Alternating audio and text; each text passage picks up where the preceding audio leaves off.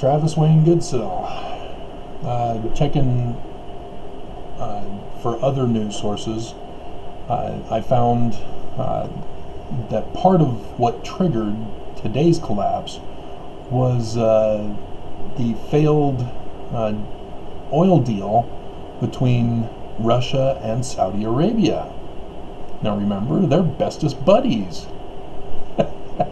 As they gave each other a high five after after the murder of the Washington Post journalist at that one G20 or whatever. That was a long time ago, wasn't it? But for those of you who aren't familiar with the bigger picture, because the news isn't covering the bigger picture, Russia, after the trade wars which we had with China, in which Trump cut off the sale of oil to China. So Russia then came in, China, let's make a deal. They got a pipeline deal made with China. So Russia is now selling oil to China. Though I've heard some problems. I need to follow up on that. But then Russia went to another country. I'm trying to think of which one it was. Was it Syria or Turkey? Can't remember which, but somebody was also then making a deal with Russia for oil.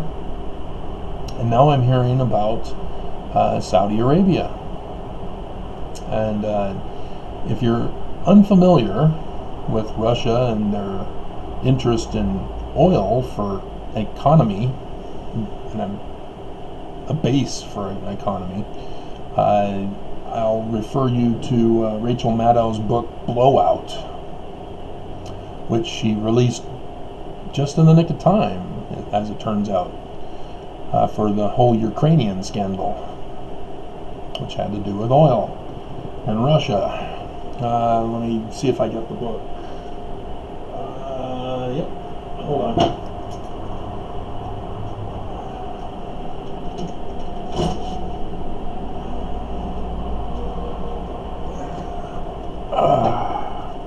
There you go. Blowout, Rachel Maddow. Corrupt democracy, rogue state, Russia, and the richest, most destructive industry on earth. The gas and oil industry. It's an obsolete fuel. We have far better fuels than gas and oil now. But they're big business. And they don't want to lose that big business. So they've still been in operation for 100 years of obsolete now.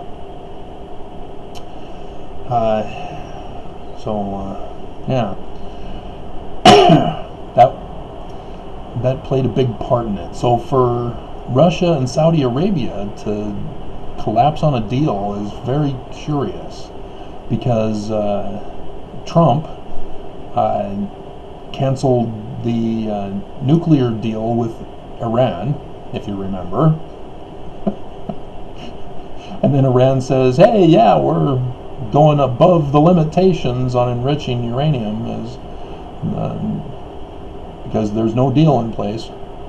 And the thing is that Russia was taking on what they produced to go further with it, and now Iran was able to sell the more enriched uranium.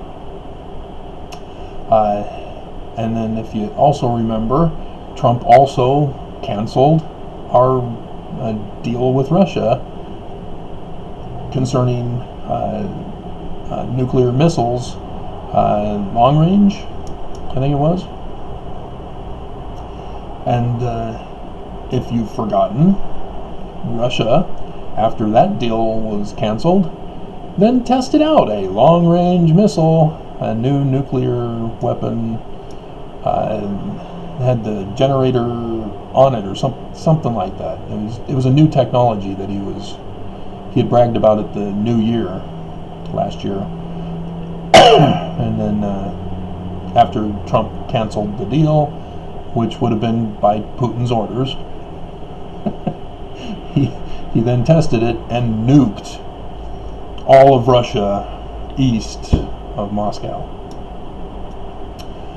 as the radiation just hung over the air and utterly destroyed the whole landscape and people in neighboring cities. You'll also be interested to know that the Church of Jesus Christ of Latter-day Saints is involved with the nuclear interests of Russia. Because I'm sure all of you have forgotten Bears Ears. It was all Gary Herbert's idea, wasn't it? You know, he's not Mormon. He's not beholden to the Church of Jesus Christ of Latter-day Saints, is he? Wink, wink. Yes. We had Trump declassify the Bears Ears National Park as a regular land, and Gary Herbert was going to sell it to developers. And one such developer the Washington Post found out about, and that was a uranium mining company. So as Gary Herbert got up and said, "This has nothing to do with oil mining,"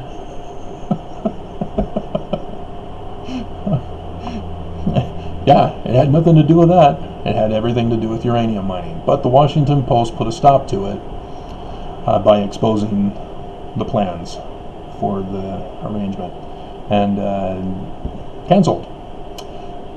Now we have a governor's race this year for 2020, and guess who's running for governor after being fired in Russia? John Huntsman Jr. He's back, and he's under orders of Putin to get that uranium. Just you watch. If we don't put a stop to it, it's gonna happen right under our noses. Because time's going by and we've all forgotten, haven't we? Because Bears Ears is still up for sale for developers. And yeah, it's coming, guys. They just need somebody else who will do Putin's bidding and not be cowardly.